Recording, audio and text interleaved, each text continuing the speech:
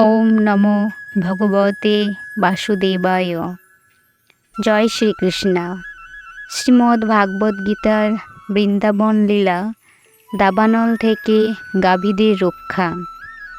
কৃষ্ণ ও বলরাম যখন তাদের সখাদের সঙ্গে বৃন্দাবনের বনে নানা রকম লীলাবিলাস করছিলেন, তখন একদিন গাভীরা স্বাধীনভাবে বিচরণ করতে করতে নতুন ঘাসের লোভে গভীর অরণ্যে প্রবেশ করল। ছাগল, গরু এবং মহিষেরা বন থেকে বনান্তরে প্রবেশ করতে করতে ইফিকাটবি নামক বনে প্রবেশ করল। এই বনটি ছিল সুন্দর সবুজ ঘাসে পূর্ণ এবং তাই তারা সেই বনের প্রতি আকৃষ্ট হয়েছিল। কিন্তু যখন তারা সেখানে প্রবেশ করল, তখন তারা বুঝতে পারল যে সেই বনে দাবানল জ্বলে উঠেছে। ভয়ে তখন তারা ক্রন্দন করতে লাগল। এদিকে কৃষ্ণ, বলরাম এবং গোপবালকেরা তাদের পশুদের না দেখতে পেয়ে অত্যন্ত উৎকণ্ঠিত হয়ে উঠলেন।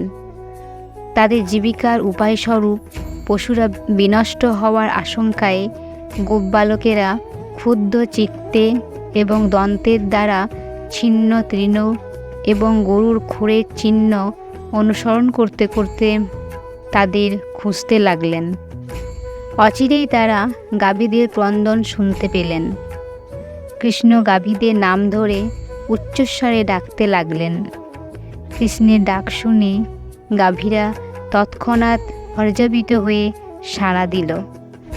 কিন্তু ইতিমধ্যে দাবানল তাদের ঘিরে ফেলেছে এবং সে পরিস্থিতি তখন অত্যন্ত ভয়ঙ্কর বলে মনে হলো। তীব্র গতিতে হাওয়া বইছিল, তাই খুব তাড়াতাড়ি আগুন ছড়িয়ে পড়তে লাগলো এবং মনে হলো যে স্থাবর জঙ্গম সব কিছুই যেন সেই সর্বগ্রাসী দাবানল অগ্নি গ্রাস করবে। সমস্ত গাভী এবং গোপবালকেরা অত্যন্ত ভীত হয়ে পড়ল এবং একজন মরণোন্মুখ মানুষ পরমেশ্বর ভগবানের ছবির দিকে যেভাবে তাকিয়ে থাকে, তারা ঠিক সেই রকম সকরুণভাবে বলরামের দিকে তাকালো। তারা বলল, প্রিয় কৃষ্ণ ও বলরাম, এই আগুনের তাপে আমরা দগ্ধ হচ্ছি। এখন আমরা তোমাদের শ্রীপাদপদ্মের শরণাগত হচ্ছি। আমরা জানি যে এই মহাভয় থেকে তোমরা আমাদের রক্ষা করতে পারো। হে প্রিয় সখা কৃষ্ণ, আমরা তোমার অন্তরঙ্গ সখা, তাই আমাদের এইভাবে বিপদগ্রস্ত করা সমীচীন নয়। আমরা সকলেই সর্বতোভাবে তোমার উপর নির্ভরশীল এবং কে কিভাবে ধর্ম আচরণ করে তা তুমি জানো। তোমাকে ছাড়া আমরা আর কিছুই জানি না। পরমেশ্বর ভগবান তার সখাদের এই আবেদন শুনলেন এবং তাদের প্রতি কৃপাদৃষ্টি বর্ষণ করে তিনি তাদের আশ্বাস দিলেন যে ভয়ের কোনো কারণ নেই। তারপর যোগেশ্বর শ্রীকৃষ্ণ পরমেশ্বর ভগবান মুখ ব্যাদান করে তৎক্ষণাৎ সেই দাবানল গ্রাস করে ফেললেন। সমস্ত গাভী এবং গোপবালকেরা এইভাবে অবশ্যম্ভাবী মৃত্যুর হাত থেকে রক্ষা পেল।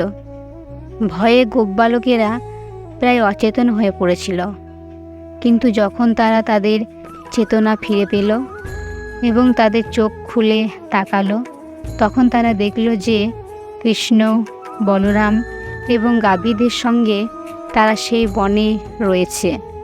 এইভাবে তাদের গাভীসহ প্রচণ্ড দাবানল থেকে রক্ষা পেয়ে তারা অত্যন্ত আশ্চর্য হলো।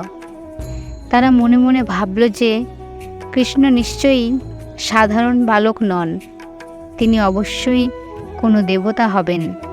সন্ধ্যাবেলা গোপসখা এবং গাভীসহ কৃষ্ণ ও বলরাম বাঁশি বাজাতে বাজাতে বৃন্দাবনে ফিরে এলেন। তাদের ফিরে আসতে দেখে ব্রজগোপিকারা অত্যন্ত আনন্দিত হলেন। সারাদিন ধরে কৃষ্ণ যখন গোচারণ ভূমিতে গাভী চড়াতেন এবং গোপবালকদের সঙ্গে খেলা করতেন, তখন ব্রজগোপিকারা সারাক্ষণ তার কথা ভাবতেন এবং তার বিরহে এক নিমেষকে তাদের এক যুগ বলে মনে হতো। বন্ধুরা, ভগবান শ্রীকৃষ্ণের এই লীলাটি শ্রবণ করে আপনাদের যদি ভালো লেগে থাকে তাহলে আসুন আর আমার সাথে ভালোবেসে বলুন রাধে রাধে।